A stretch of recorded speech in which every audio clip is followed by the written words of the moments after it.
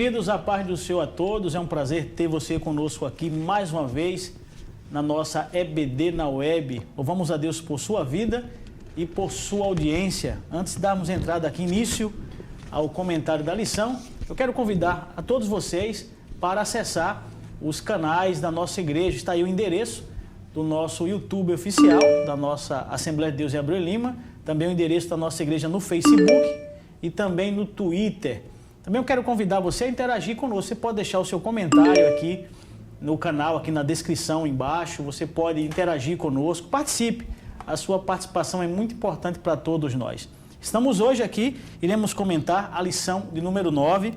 É uma das lições bíblicas que faz parte do quarto trimestre desse ano, que tem por título Deus de toda provisão, esperança e sabedoria divina para a igreja em meio às crises.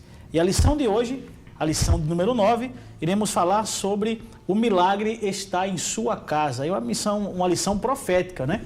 O milagre está em sua casa. Conosco estão aqui o pastor João Barbosa. O pastor João Barbosa coopera em nossa igreja como capelão da nossa escola teológica, é pastor da nossa igreja e coopera também com a superintendência da escola dominical. Também conosco está o nosso amigo e companheiro Orlando Pereira, é auxiliar oficial de nossa igreja e também coopera como dirigente da escola dominical e também adjunto e coopera junto com a superintendência das EBDs de nossa igreja. Também quero mandar uma saudação especial para o nosso pastor Estives, o evangelista Marcelo e para o nosso amado pastor Roberto José dos Santos, nosso pastor presidente da igreja de convenção. Pastor João, o tema já fala por si só, como eu falei, um tema profético, né? O milagre está em sua casa. O tema tem o objetivo geral de ressaltar que em tempos de crise, Deus opera o impossível, né? A verdade prática fala que Deus ele opera, em tempos de crise, Deus realiza o impossível e o extraordinário. A leitura bíblica está em 2 Reis, capítulo 4, verso 1 ao 7. Eu queria, pastor, que o senhor falasse, desse início ao seu comentário, falando do contexto aqui, dessa família e do agir de Deus através da sua graça e misericórdia pelo profeta Eliseu. Eu agradeço, sobretudo, a Deus por esse momento de poder tecer algumas considerações sobre o profeta Eliseu e esta mulher viúva, mãe de 2 filhos, e que os credores queriam levar os meninos como cativo, a fim de que pudesse uma dívida contraída pelo pai dos meninos, já morto, ser satisfeita. E a mulher temia porque não tinha como fazer. Não sabia ela que havia um milagre dentro de sua própria casa. Mas falar do profeta Eliseu é enriquecedor para a vida de qualquer uma pessoa que gosta de estudar as Escrituras e estudar a vida dos grandes homens de Deus, em particular dos profetas. Porque Eliseu, ele foi chamado ao ministério profético numa época muito difícil para a nação de Israel. Ele profetizou no reino do norte, ou no reino das 10 tribos, no finzinho, digamos assim, quando já não era mais Acabe o rei, era o seu filho que reinava sobre Israel, mas ainda com uma influência muito grande de Jezabel e da sua filha Atalia, mulher ímpia, que chegou inclusive a assumir o trono, né? Por algum curto espaço de tempo, mas chegou a ter o domínio, inclusive, do reino de Judá, para que se tenha uma ideia como foi o terrível aquele tempo. Ao fim do ministério profético de Elias, quando este julgava ser ele o melhor homem, o mais fiel, um homem que apesar de todas as dificuldades, ele permaneceu fiel a Deus. Isso é uma verdade. O equívoco é que ele julgava que depois dele não havia mais ninguém. Ele disse um dia, só eu fiquei. E Deus disse a ele, não, você não ficou só. Tinha mais 7.000 que não dobraram o seu joelho diante de Baal. Quando ele julgava que ele era só, o único, permaneceu né? fiel, o único, Deus disse, não, tem 7.000 ainda, fora você. Inclusive Eliseu, a casa de Zafate. Então, Deus disse inclusive que ele ungisse Eliseu profeta em seu lugar. Eliseu estava com todas as juntas de boi, largou tudo. Quando ele jogou a capa, que ele sentiu a unção de Deus, largou tudo, correu, e Elias disse, o que foi que eu fiz contigo? Ele voltou, quebrou o arado, matou um boi, deu um churrasco ao povo, se despediu, largou tudo e foi seguir a Deus. E diz a Bíblia que ele deitava a água nas mãos de Elias. A partir dali, ele foi um fiel escudeiro de Elias. E ajudando, digo escudeiro, se é que eu posso usar assim esse termo, dado o seu empenho ao lado do profeta. Um auxiliar, né, em pastor? todos os momentos, ajudava ele no trabalho. Quem sabe, até alguns pertences que talvez ele pudesse conduzir, ele estava com ele. Quer dizer, e naquela fase da passagem do ministério profético, o ofício profético de Elias para Eliseu, aquilo ali é muito rico. Analisando com cuidado o capítulo 2 do segundo livro dos Reis. Essa transição, pastor, essa transição, quando Elias fez aquela caminhada para vários lugares, e todo mundo sabia que ele ia ser arrebatado. Eliseu sabia também. E Eliseu pediu a ele, na travessia do Jordão, ou seja, o Jordão ali tem um símbolo daquele que, a morte do ego, alguns consideram a passagem do Jordão, a morte do ego, que saiu do outro lado, e antes ele disse, me impede, faça um pedido, enquanto é tempo, antes de você ser retirado, eu quero porção dobrada do teu espírito, do espírito de Elias. E Elias disse, você pediu uma coisa difícil, mas se você ficar atento, se fará, se não, não se fará. E na passagem logo após caminhando, de repente veio um carro de fogo, cavalo de fogo, passou entre eles. Eliseu caiu e deu um grito, que a Bíblia diz que ele ia sumir, nunca mais o vi, deu um grito, meu pai, carro de Israel e seus cavaleiros, que alguns hebraístas dizem que ele disse assim, Senhor, Senhor, oh Deus meu, Senhor, Senhor, quem dirigirá a tua carruagem entre os reinos do mundo? Isso é conforme acreditam alguns hebraístas. E ele viu passar um carro de fogo, e nisso a capa de Elias cai. Elias subiu no redemoinho. Não foi em cavalo, nem em carro. No redemoinho, ele pegou a capa, levantou, como quem estava um tanto aflito, e chegou à borda do Jordão, que estava de um lado ao outro, pegou aquela capa e levantou e disse, aonde está o Deus de Elias? Com quem disse, será que continua? Que quando eu atravessei com ele tocou na água, e a capa, bem, onde está o Deus de Elias? Quando ele tocou com a capa na água, as águas se abriram. Fizeram que vinha a montante, pararam, a jusante, secaram, e ele atravessou a pés enxuto. E os filhos dos profetas disseram: o espírito de Elias é sobre Eliseu. Agora, por que a passagem de ego, pastor? Só interrompendo, sem interromper. Mas por que a passagem? A morte do ego. Sim, mas por quê, pastor? Explica pra gente. Porque é isso que em simbologia o Jordão nos fala. Ele foi a vários lugares.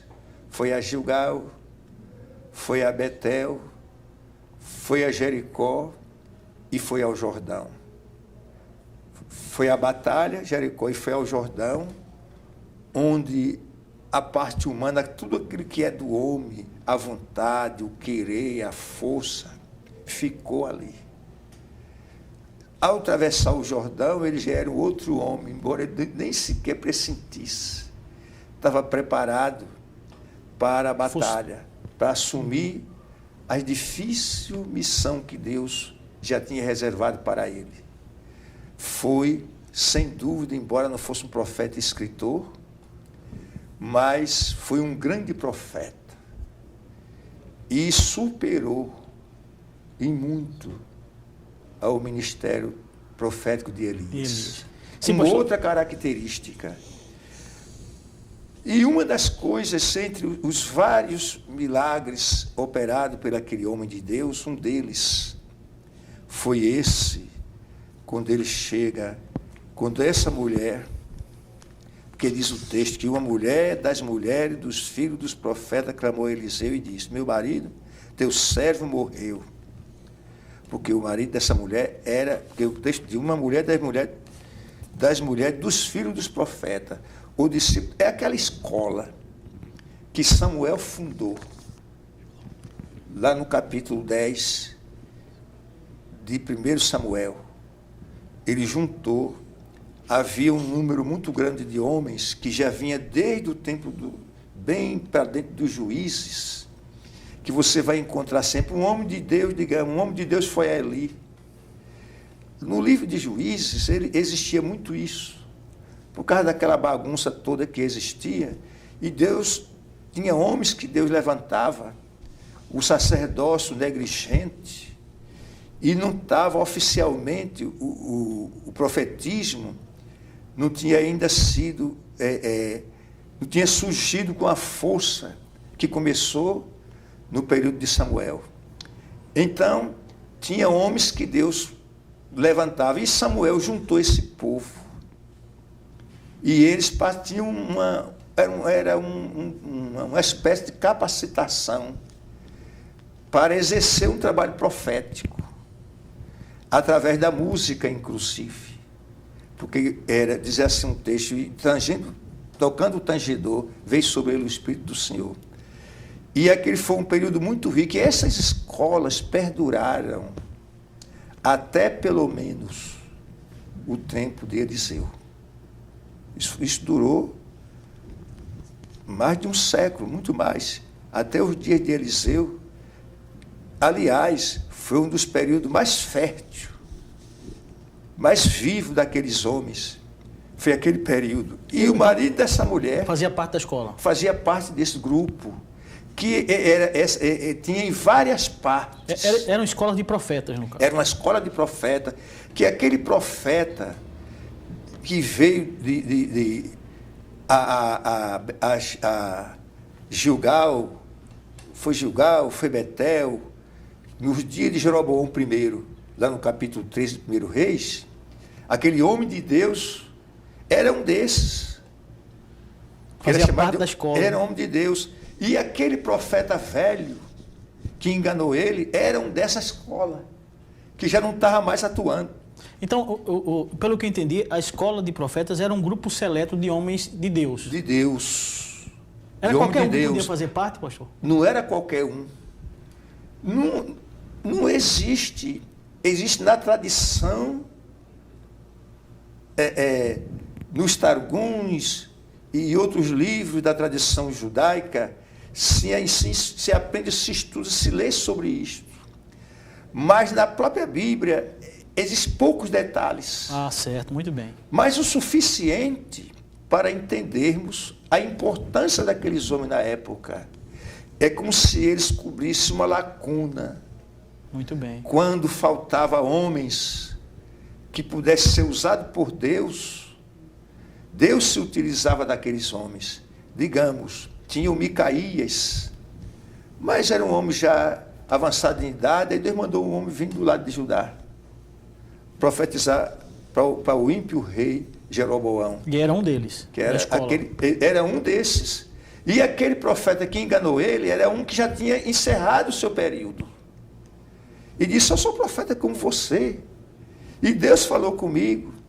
Tinha coisas erradas ali. Tinha. Há algumas coisas, exageros e etc. Mas tinha muita coisa importante. Não sabemos se Elias, por acaso, tenha vindo dali. Acredito que não. Porque ele surgiu de repente, tanto desconhecido. E não há evidências de que Eliseu tenha participado daqueles grupos. Embora, ao se tornar o profeta oficial, aquelas escolas o procuraram. Como antes procuravam Elias, porque sabia que ele era o sucessor de Elias. O referencial, né? O referencial. Entre esses componentes da escola, o esposo dessa mulher participava desses grupos, de um desses grupos. Isso eram vários grupos. Participava de um desses grupos. E ele morreu. Veja que a mulher menciona, disse: meu marido, teu servo, morreu. E tu sabes que o teu servo temia o Senhor. Existe uma tradição, veja só, que diz que esse homem era Obadias. Eu já ouvi isso, pastor. Mas isso é um absurdo. Eu já ouvi isso, viu? Eu já ouvi isso. Isso é um absurdo. Qualquer pessoa consciente que lê a Bíblia não pode pensar em coisa dessa natureza, até porque Obadias... Vivia outra época, né? Não, foi mais ou menos daquele tempo, um pouco antes. Foi durante o ministério do profeta de Elias. Foi o homem que era um capitão da guarda de Acabe e que era fiel a Deus. Porque quando Elias disse: eu fiquei, ele se esqueceu de Obadias, que era, apesar de comer na mesa de Acabe, era temente e fiel a Deus. Mas era temente e fiel a Deus. Ele disse assim um dia: eu escondi 100 profetas numa cova e os alimentei com pão e com água. Quer dizer, foi um homem que Deus usou na época mais crítica, tanto da fome como da perseguição, mas que tinha pão na mesa do rei. Para livrar os profetas. E daquele pão ele tirava e levava para os servos de Deus escondido. E se havia seca, mas tinha água no palácio. E ele levava água também. Alimentava e descedentava ao mesmo tempo. Era um homem abastado.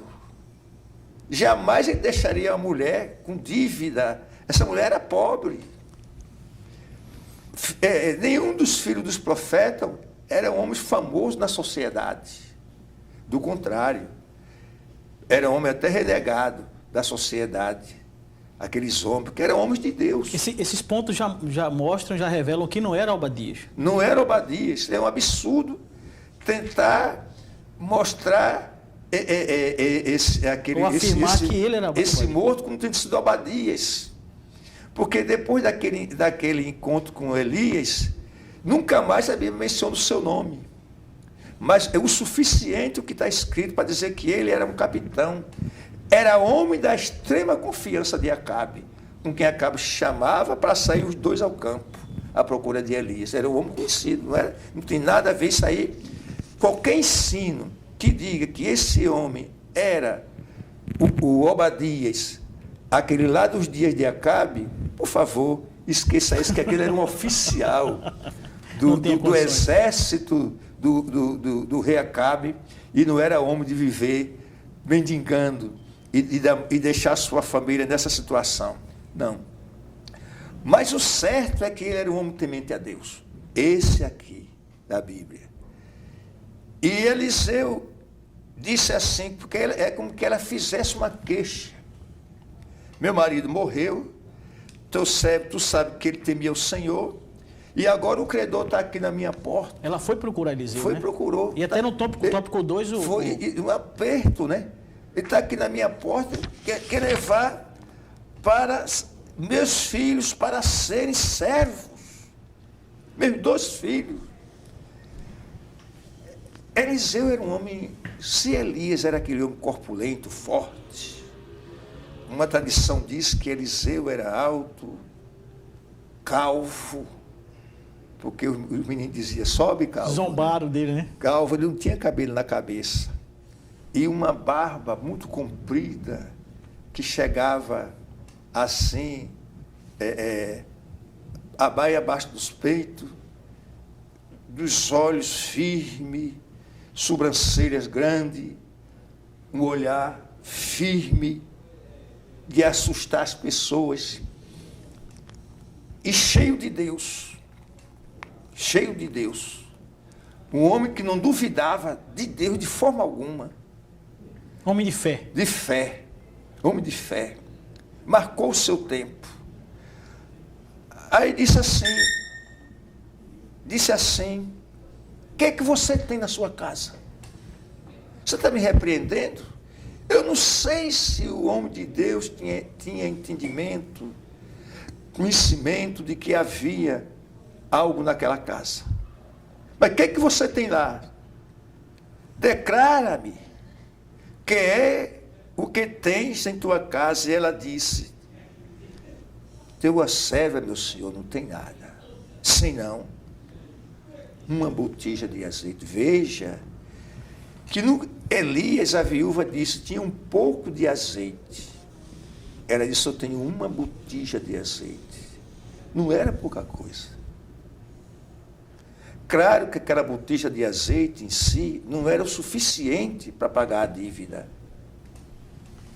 Certamente, era um bom dinheiro que o carrasco queria pelos filhos dela, o credor. Mas ela tinha uma botija de azeite. E ele disse, como quem diz assim, se você tem uma botija, então por que reclamação? Procura teus vizinhos, pede vaso emprestado, muitos vasos. Entra e fecha a porta após ti com teus filhos.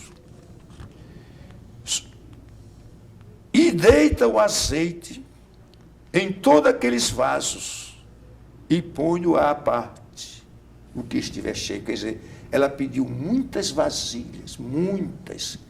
Talvez tenha ficado sala, quarto, tudo cheio de vasos. E o menino foi trazendo e foi enchendo. O azeite não derramava, não caía um pingo no chão.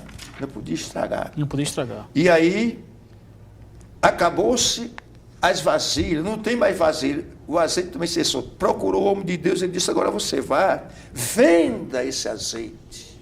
A solução, porque às vezes, meu querido Trajano, às vezes, a solução do problema está juntinho da gente. Deus usa o que temos, né, pastor? O próprio comentarista fala, Deus utiliza o que temos. O que tem. Quando Moisés, apavorado, clamava, Faraó, vem aí, meu Deus, o que é que eu vou fazer? O mar está aí na frente. O que é que você tem na mão, Moisés? Senhor, eu tenho uma vara. Então você tem alguma coisa. Aquele moço que foi usado e trouxeram ele até Cristo e só tinha poucos peixes e poucos pães. O rapaz, e serviu para alimentar milhares de pessoas. E ainda sobrou. Aquele era um lanche que ele levou. Era um lanche que ele levou. Ia passar tempo fora e levou um lanche. Era uma comida para ele só. E alimentou uma multidão. Quer dizer, há algo em nossas mãos que Deus quer multiplicar, quer abençoar, quer com aquilo ali fazer um milagre. Milagre, interessante. Milagre não se explica. Milagre é algo que está no terreno do sobrenatural e está fora do alcance do homem em si. Há os falsos milagres. Porque Pu Yong-Chu, ele escreveu um livro que foi best-seller no Brasil nos anos 80, intitulado A Quarta Dimensão. E ele diz que até a terceira dimensão está na esfera humana. Quando passa da terceira para a quarta dimensão, sai da esfera humana para a esfera do espírito, ou a esfera espiritual. Só que essa dimensão essa quarta dimensão pode ser do lado divino, do lado de Deus, ou do lado do inimigo, do diabo, vamos dizer assim. Então, quem está na quarta dimensão e é um ímpio, ele pode operar algum tipo de milagre de mentira. A Bíblia chama assim, operar milagre de mentira. Mas para o povo, aquilo é uma realidade. Estamos vivendo uma época que mágico é sua excelência. Esse período que a gente está vivendo, ele ocupa os lugares mais elevados da sociedade, é chamado para as principais reuniões, as emissoras de televisão disputam um mago famoso para que ele chegue primeiro no seu programa, para ser uma novidade, né, para o povo, que esses são cachês elevadíssimos que esses homens têm. Há um que vive na Europa, né, que vende milhões e milhões e milhões e milhões de livros ao redor do mundo, é um mágico brasileiro. Então, pode até alguns deles fazer entre aspas. E tem mais, esse milagre falso é tão sério que pode fazer aparentes curas. E foi curas que aconteceu, só não é divina. Isso é uma coisa muito difícil as pessoas entenderem. Porque quem recebe determinados favores, não importa a fonte. Para mim importa. Porque eu tive uma enfermidade, não posso dizer assim, no ar, a causa exata, e eu tinha uma cirurgia marcada. Essa cirurgia foi feita no Hospital Português, era uma cirurgia muito melindrosa, muito delicada. E um amigo meu chegou para mim e disse: Barbosa, irmão João, você não vai fazer essa cirurgia lá de tudo. Eu já reservei, falei com fulano de tal, era um médium. E você vai se operar lá. Eu já disse que você era um crente. E ele disse que um crente ele atendia, e você vai ser atendido em prioridade. As pessoas fazem fila e marcam a data, mas você vai direto. Eu disse para aquele colega de trabalho, eu disse: olha, meu filho, eu não quero dever favor a Satanás. Mas é Satanás, eu não disse eu disse, eu vou repetir, eu não quero dever favor a Satanás.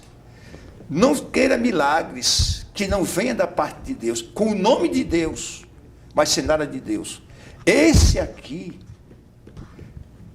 efetuado pelo homem de Deus, que foi o instrumento pelo qual Deus usou para que isso aconteça. Porque milagre é assim.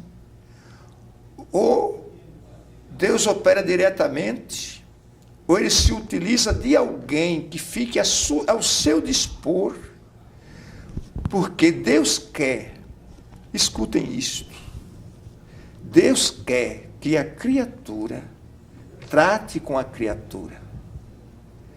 Os seus filhos, redimidos, lavados, purificados com o sangue de Jesus, Deus quer usar seus filhos para tratar com as criaturas de Deus, e não Deus diretamente.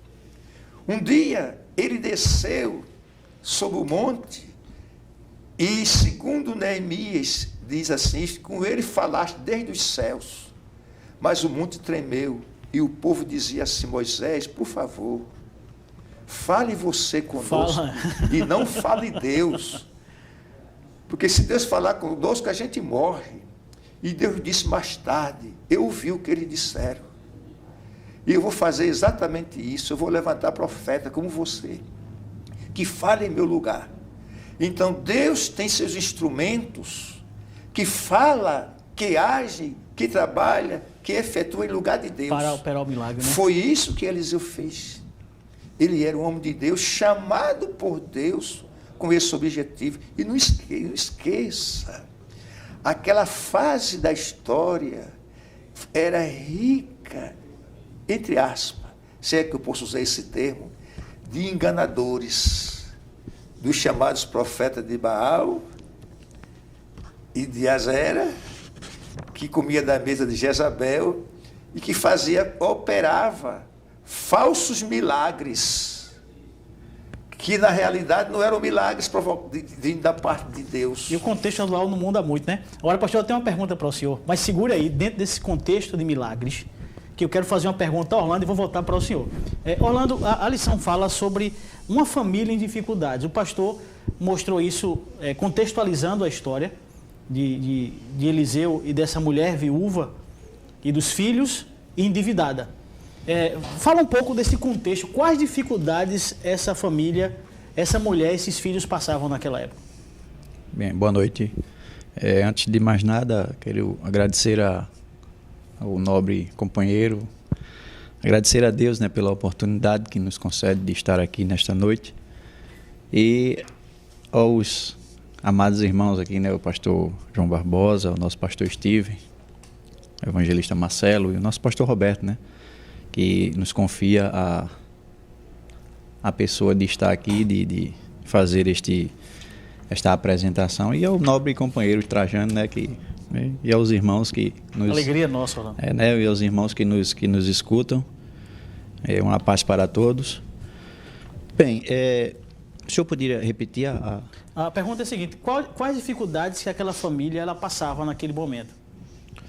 Sim. A lição trata para nós aqui de uma situação insustentável, né?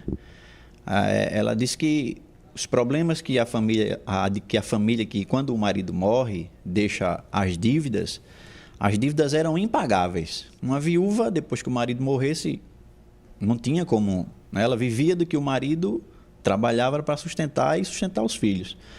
Então ele criou uma dívida que era impossível que essa mulher conseguisse pagar, e ela não tinha como pagar, né? Você vê, ela entra no desespero, né? Um desespero total, porque ela se vê acuada na sua casa sem ter como pagar essa dívida, e ao mesmo tempo a perca dos filhos. Então existia uma real impossibilidade da paga da dívida. Com certeza. E por consequência, os seus filhos ela ia perder. Com certeza. Humanamente falando, né, a lição nos mostra que ela não tinha recursos nenhum, né? Era pobre, não era abastecida financeiramente, e a única coisa que lhe restava era, como o nosso pastor falou, né, eram os filhos, que provavelmente, o texto da lição diz que eram 2 crianças e não tinham como trabalhar para sustentar sua mãe e possivelmente pagar a dívida contraída pelo seu marido. Haja vista que, né, se ela tivesse condições de pagar, com certeza ela efetuaria. Tendo esta possibilidade, viu-se acuada, como eu já disse, não tinha como pagar, os filhos seriam escravizados e só poderiam ajudá-la, sabe-se lá, depois de uns 6 anos de trabalhos escravos. Então, ela recorre ao profeta, né, milagrosamente. Então, os filhos seriam dados como paga da dívida? Como forma de pagamento, né, e trabalhariam 6 anos, né, no trabalho escravo, que era o tempo determinado que eles teriam que elaborar, para depois desses 6 anos, quem sabe, serem libertos e aí, né, atentar para casa e deixarem de ser escravos. Exatos. Né? Era muito difícil, né? Muito difícil, uma situação muito difícil, muito complicada, né? Uma pessoa numa situação dessa não tem como não entrar em desespero, né? Então ela clama para o profeta e pede ajuda de todas as formas, e Deus atende, né? Porque Deus não deixa os seus desamparados, né? Ela procurou a pessoa certa. Pastor, dentro dessa questão de milagre, o senhor falou e não é difícil a gente perceber hoje o mesmo contexto da época, que existiam falsos profetas que faziam maravilhas, enganavam muitos, e muito desses diziam que era Deus que estava operando ali e tal, que eram homens de Deus, e percebemos que hoje não é diferente disso. Como um cristão, ou como uma pessoa pode diferenciar o que é milagre e o que não é milagre? Como é que eu identifico isso? De que forma a gente pode identificar isso? Olha, ou melhor, ou se aquele milagre vem da parte de Deus, ou se é um falso milagre. Isso. você é um falso milagre. Tem os fundamentos. Primeiro, o milagre que é efetuado por Deus, mas através de um de seus servos, ele professa plenamente que não é ele, é Deus quem faz. Não fica para ele nenhuma honra, nenhuma glória e nenhum louvor. Ele mesmo não quer. Até porque ele sabe que foi instrumento de Deus.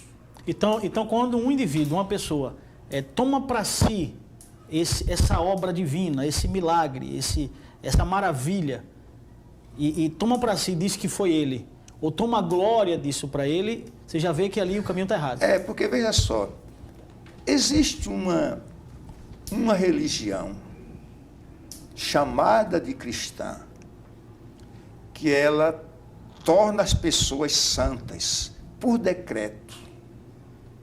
E ninguém é santo por decreto. A pessoa é santo quando ele se santifica, ele se resguarda para Deus. Santificar é separar. E viver uma vida dedicada a Deus e afastada do mundo. Digamos, os profetas foram santos homens de Deus. Os apóstolos foram santos homens de Deus. E muitos homens na história da igreja não precisam autoridade declará-los santo, porque ele efetuou um milagre, entre aspas. Um exemplo, a gente pode ir para a Bíblia. Pedro e João subiam ao templo na hora nona. Formosa, né? O templo da porta formosa. E um paralítico estendeu as mãos pedindo uma esmola. E Pedro disse, olha para nós, porque ele estava com João. Mas na hora dele falar, ele não disse nós, ele disse, não tenho prata nem ouro, mas o que eu tenho, isso eu te dou. Em nome de Jesus, o Nazareno. Então, qualquer milagre, não importa se o indivíduo era cego e alguém mexeu lá com uma faca, com uma foice, sei lá, com um punhal, um ponteiro, um galfo, e mexeu nos olhos dele e ele ficou bom. Tudo aquilo foi revertido. Mas não foi feito em nome de Jesus, é um falso milagre. Precisa entender isso.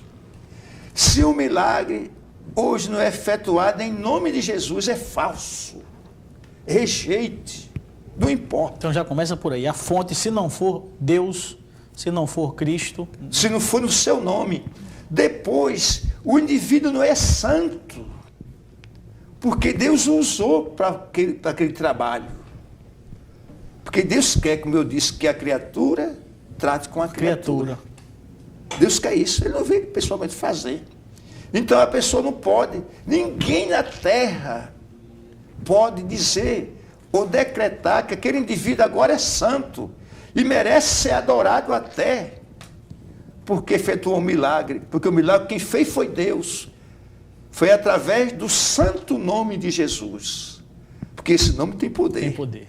Então, a ele, ou seja, aquele que Deus usou, não cabe nenhuma honra, nenhum louvor e nenhuma glória. E se ele aceitar, ele não é homem de Deus. Será a última vez que Deus vai usá-lo. Poderá até perder a vida eterna. Então, vejam bem, qualquer milagre feito não em nome de Jesus é um milagre de mentira. Não importa que tipo de milagre foi. Se não foi em nome de Jesus, é falso. O crente em Cristo, fuja disso. E você que não é crente, se lembre disso. Deve ser feito em nome de Jesus. De outra sorte, não tem nenhum valor espiritual. Para Deus não tem nenhum valor. É engano, né? É engano. Muito bem. Rolando, no ponto 3 fala da provisão na medida certa. Existia uma preparação, e o pastor João contextualizou, existia uma preparação para que o milagre acontecesse.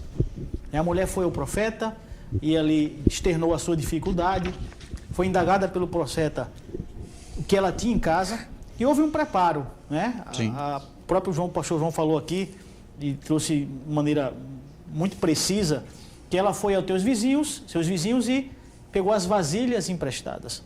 Eu queria que você explicasse isso, Orlando. De que forma você observa isso? Quais exemplos nós podemos tirar para nossas vidas? Que exemplos essa mulher pode nos proporcionar através desse ensino?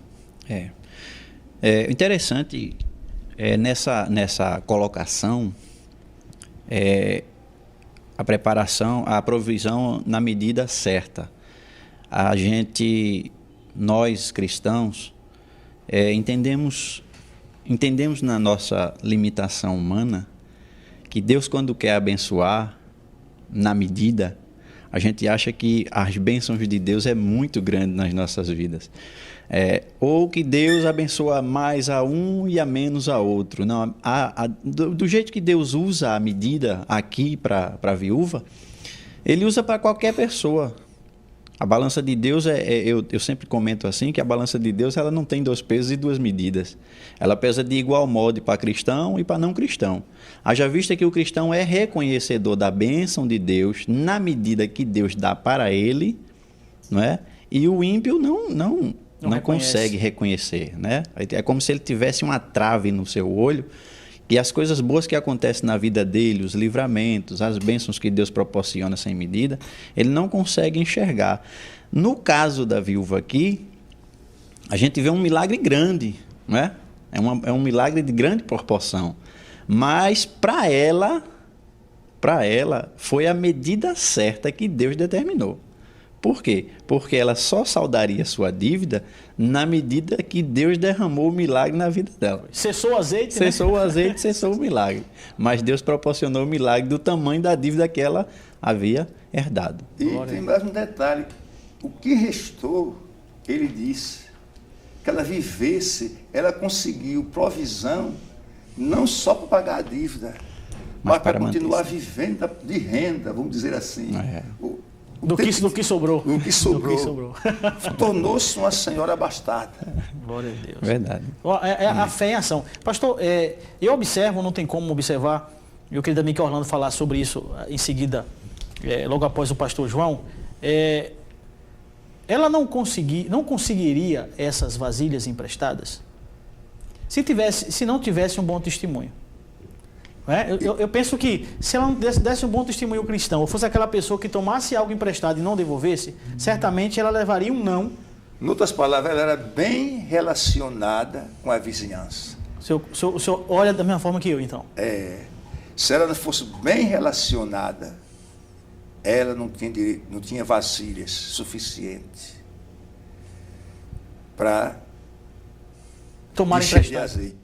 Emprestado. Mas como ela era bem relacionada, e se não bastasse isso, do seu bom relacionamento, comoveu os vizinhos. Não sei, o texto bíblico não nos diz qual o motivo. Os vizinhos já veio que perguntassem, por que você quer tanta vasilha? Porque as pessoas viam as pessoas chegar com vasilha. Por que tanta vasilha? Não querendo, se a Bíblia silencia, não sou eu que vou ter que falar. É verdade, pastor. É verdade. Concorda, Orlando, com o pastor nesse sentido? Com certeza. Mas o certo é que bom relacionamento ela tinha. Também concorda que isso ajudou ela a tomar emprestado? Com certeza. Não é de deixar em dúvida que aquela mulher tinha um princípio moral, né? Uma ética moral na vida dela e tinha boas relações com seus vizinhos. Porque se não fosse assim, meu irmão, com certeza ela não conseguiria os seus vasilhões, as pessoas não fariam questão de ajudá-la. Não devemos ser crentes só em casa, ou melhor, só na igreja. Devemos ser crentes também em casa, diante de nossos vizinhos. Eles precisam dar testemunho de que somos crentes em Cristo. Quando isso acontece na vida de um salvo, que seus vizinhos testificam bem dele, o nome de Jesus ali é glorificado. Eu fico pensando, irmão Orlando e o pastor João, se ela não tivesse esse bom relacionamento que ambos os senhores falaram aqui e confirmaram isso, o milagre acontecia? Não acontecia milagre. simplesmente o milagre não acontecia. Você vê que existe um conjunto de fatores, né? Existem alguns elementos que Deus se utiliza para operar o milagre, né, pastor? Ela dizia logo assim, mas como eu vou conseguir vaso se eu não me comunico com meu vizinho? Não falo com ele, né? Não me dou com ele, ou tomei emprestado alguma coisa e não devolvi. Então não tem milagre, minha filha. É bênção. Está aí o exemplo, né? Um exemplo para todos nós. Receberia só as bênçãos, né? Mas o milagre era impossível de receber. Amém? Estamos treinando para os minutos finais. Eu queria ver irmão Orlando e em seguida o pastor trazer os comentários finais de nossa lição. Amém. Bem, irmãos, eu agradeço, né, a oportunidade de poder ter chegado aqui e deixar para os irmãos um conselho muito, vamos dizer assim, direcionador, né? A gente sabe que nós cristãos sabemos que se nós formos analisarmos as coisas de Deus na vida do ser humano ou na vida do cristão, a gente vai ver que a gente nunca vai entender o trabalhar de Deus. A gente tem que aceitar o que Deus faz, o que Deus proporciona, seja a diversidade, seja a bonança, seja o que for. Porque analisando a vida do cristão, né, diretamente, nós vamos ver que o que a gente pensa para nós é uma coisa e o que Deus tem para nós é outra completamente diferente. Você tem um exemplo, a palavra de Deus diz assim, se quer vir após mim, negue-se a si mesmo, tome sua cruz e siga-me. Jesus não diz, né? Deixe tudo isso aí e venha depois de mim e tal. Aí outro texto ele diz, meu irmão, se você diz assim, eu quero, mas Deus não quer, né? Eu posso, mas Deus não pode. E na verdade não é. Deus pode todas as coisas e nós temos que enveredar por esse caminho. Então, que Deus abençoe, que Deus continue nos ajudando, né? E essa lição tem fortes exemplos para a família e para as nossas vidas durante o nosso decorrer. Amém? Obrigado pela sua Amém. Presença, que Deus abençoe a sua Amém. vida, a sua família. Agradeço também. E esse é o ministério ali, Amém. cooperando a todos da congregação e da escola dominical. Pastor Amém. João, fica à vontade. A minha palavra final é a seguinte: ponha a sua fé em ação. Deixe que Deus opere o milagre. Ponha a fé em ação. É assim que Deus abençoe. Tá aí, muito obrigado, pastor João, pela sua presença. Mais uma vez, ao irmão Orlando. Amém. Também louvo a Deus pela sua participação, pela sua audiência. Lembrando a todos que você pode aqui interagir conosco, aqui nesse canal de comunicação, através dos comentários, deixando a sua saudação, a sua dúvida, a sua pergunta, interagindo com cada um de nós. Também está aqui passando na tela o endereço oficial do Facebook de nossa igreja, também o Twitter da Assembleia de Deus em Abreu Lima, e também aqui está o endereço do canal oficial de nossa igreja no YouTube. E louvamos a Deus por tudo isso. Também eu queria, antes de encerrar, agradecer e dizer a vocês para que esse programa, para que esse conteúdo venha a ser passado para todos nós, existe uma gama de profissionais, de pessoas que trabalham e dedicam as suas vidas em prol que esse conteúdo seja transmitido para você. A todos que cooperam, os cinegrafistas, o pessoal da edição, o pessoal do corte, o pessoal que trabalha com som, a todos da equipe da Rede Nova de Paz e Comunicação, nós agradecemos e louvamos a Deus pela vida de cada um de vocês. Eu quero finalizar deixando um texto, que é um texto áureo que trago na minha vida, pastor João, irmão Orlando, que está em Provérbios 16:3, que diz assim: confia ao Senhor as tuas obras e os teus pensamentos serão estabelecidos. Creia, acredite que o milagre está em sua casa. A paz em Cristo a todos.